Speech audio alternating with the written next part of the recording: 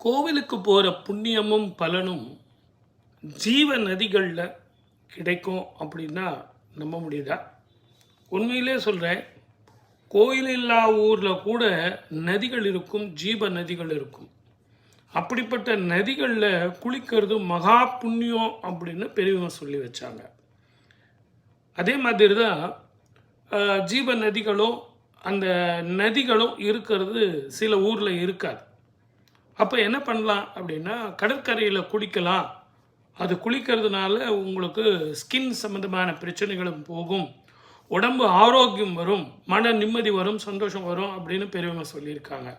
அப்போ கோவிலில் இல்லாத ஒரு விஷயம் கூட நமக்கு நதிகள்லையும் ஜீவ நதிகள்லையும் நமக்கு கிடைக்குது அப்படின்னு தெரியுது. அதுலேயும் கரை ஓரமாக இருக்கிற மரங்கள் இருக்கக்கூடிய அந்த நதிகளில் குளிக்கும்போது பலன்கள் இரட்டிப்பாக கிடைக்கும். இதெல்லாம் கரெக்டு சார். எங்கள் ஊரில் நதியும் இல்லை, ஜீவ நதியும் இல்லை. மழை பெஞ்சால் நதியில் தண்ணி போவோம். மீதி நாளில் நான் என்ன சார் பண்ணுறது அப்படின்னா, அதனால தான் குளம் வெட்டி கொடுத்தாங்க.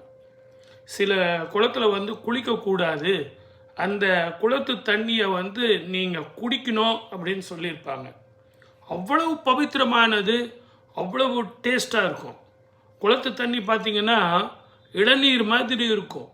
அதில் நீங்கள் அசுத்தம் பண்ணக்கூடாது அப்படின்னு போர்டே போட்டிருப்பாங்க. இன்னும் அந்த காலத்தில் பார்த்தீங்கன்னா அந்த சுற்றுப்புற சூழ்நிலை முழுவதுமே அது சத்தான அந்த தண்ணியில் ஆதாரம் இருக்கணுங்கிறதுக்காக மூலிகை செடிகள்லாம் வச்சுருப்பாங்க.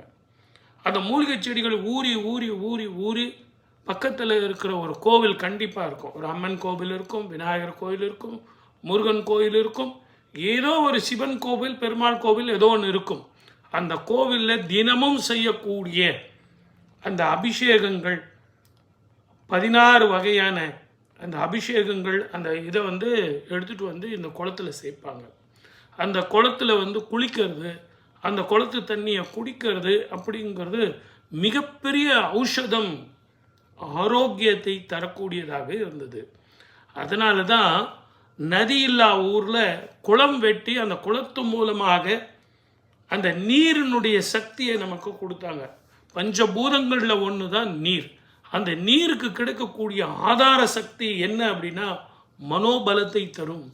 உங்கள் ஜாதகத்தில் சந்திரன் கெட்டு போயிருந்தாலும், சந்திரன் உச்சமாக இருந்தாலும், கோச்சார ரீதியாக குரு பலன் தவறி போயிருந்தாலும், குன்றி போயிருந்தாலும், அதிகமான நல்ல சுப பலனை தருவதற்கு இந்த குளியல் மிகப்பெரிய அற்புத பலன் தரும்.